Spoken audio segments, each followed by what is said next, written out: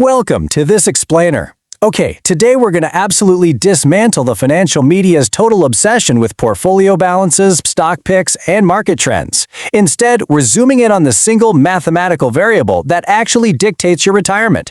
It's a number most of us have never properly calculated, and honestly, getting it wrong means quietly handing over decades of your future. So ask yourself, what is the single number that truly dictates your retirement date? You'd probably instinctively think, well, it's my investment returns, right? Or my net worth, or maybe even my gross salary. But the truth is, optimizing for those variables means you are entirely missing the underlying math. If you're focusing solely on the balance of your 401k, you might literally be optimizing for the wrong variable entirely. 43. Yeah, it's a pretty jarring number. That is the exact number of years the average American has to work, from a standing start to actually retire, based on their current average savings rate. The Bureau of Economic Analysis shows the average U.S. personal savings rate hovering around a mere 3 to 4%, and that translates to a grueling 43-year runway. Okay, let's just dive right into our roadmap for today so we can completely reframe how you approach compressing those working years. We're going to hit the wrong retirement number, the exchange rate trap, the broken backup plan, the invisible healthcare bill, your real savings rate, and finally, how to actually compress time. Section 1. The wrong retirement number, or optimizing the wrong variable. Look, we've all been heavily conditioned to just stare at our account balances to feel secure. But having a big balance without the proper context is a deeply, deeply dangerous illusion. There's this accountant named Barbara who demonstrates this perfectly. She had a client, a super successful engineer, come to her at age 63 with a $600,000 retirement account. He felt great about it, but Barbara had to break the news that he was effectively broke. You see, he was used to a $90,000 a year lifestyle. Using a standard 4% safe withdrawal rate, his portfolio would only generate $24,000 a year. Even with Social Security adding maybe another $20,000, he was staring down a permanent $46,000 annual shortfall. He wasn't broke the day he stopped working, he was broke 30 years earlier when he defaulted to a terrible savings rate. Moving on to Section 2, the exchange rate trap, comparing years of labor versus years of freedom. The absolutely crucial point here is that your savings rate acts as a literal exchange rate, trading your current labor for future freedom. Think of it kind of like this. Every single dollar you earn gets sorted into two piles, the spent pile and the invested pile. Because every dollar you save is a dollar you don't need to fund in retirement, a high savings rate aggressively attacks your timeline from both ends simultaneously. It increases the fuel going into your investments while actively shrinking the size of the destination you need to reach. It's brilliant. And this perfectly captures the trap that honestly most Americans are stuck in right now. At a standard 10% savings rate, you're effectively exchanging 9 years of your working life to buy just one single year of freedom. 9 to 1.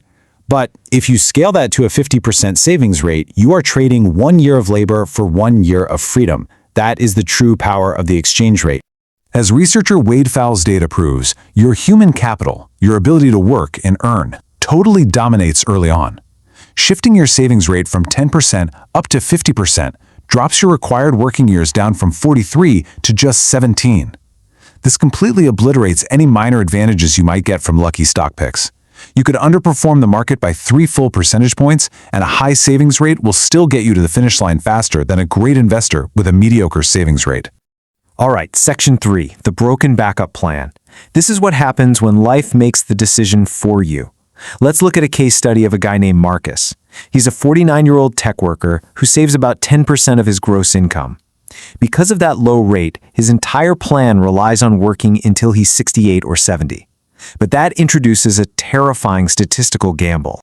According to EBRI data, a massive 75% of workers plan to supplement their income by working for pay in retirement. It's kind of their invisible backup plan. Yet, an unmoving 20-year trend shows that only 29% actually pull it off. Furthermore, nearly half, 46% of all retirees, ended up leaving the workforce much earlier than they originally planned. So why are they forced out? Well, Penn State research confirms that economic shocks, like layoffs, are actually statistically negligible when it comes to retirement timing. The real driver? Health. A cancer diagnosis reduces your probability of working past 62 by over 16%. Lung disease? By over 26%. You absolutely cannot rely on controlling your retirement date if your body or your family's health decides otherwise. Which brings us to Section 4, the invisible healthcare bill, or the pre-Medicare trap. Let's see how this creates a total disaster for Marcus when he's mathematically forced out at age 62, long before Medicare kicks in at 65. $14,000. This figure right here is the invisible annual bill for Affordable Care Act marketplace health insurance premiums. It is completely missing from almost all standard retirement calculators, mostly because those calculators just blindly assume you're going to work until you're 65. So when Marcus is forced out early at 62, his portfolio literally hasn't had the time it needs to compound. Even in a perfect scenario, he's looking at a $22,000 annual shortfall. But when you add that $14,000 invisible healthcare bill for insurance premiums onto it, his gap instantly doubles into a mathematically impossible hole. Okay, Section 5, your real savings rate, and the 3 layers. To avoid ending up like Marcus, we need to completely overhaul how you calculate what you are actually saving.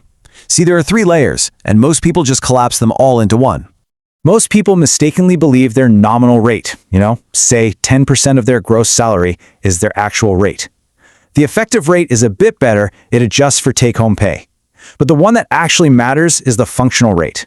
This strictly strips away all those phantom buckets, like vacation funds or home improvement accounts, that people mentally count as savings, but which artificially inflate their functional retirement math.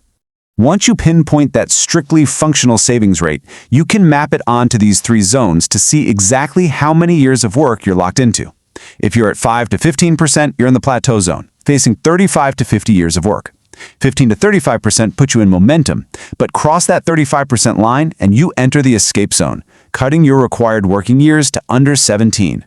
Finally, Section 6, how to compress time by pulling the lever. And honestly, the incredibly good news here is that this is a calculation problem, not just a discipline problem. Once you understand the math, you can drastically compress your required timeline. Take Jenny, for example. She never made more than $60,000 a year working in hospital administration, but by treating every $10 habit as a literal vote for her retirement date, Jenny maintained a 36% functional savings rate. She stayed firmly in the escape zone and quietly bought back decades of her life, retiring super comfortably at 51 without any legendary stock picks or massive salaries. And what about Marcus? Well, when he finally sat down and did the honest math, he realized his functional rate was a measly 9%, but he identified $17,000 of entirely optional spending. By shifting just $11,000 of that into his investments, he boosted his functional rate to 23%.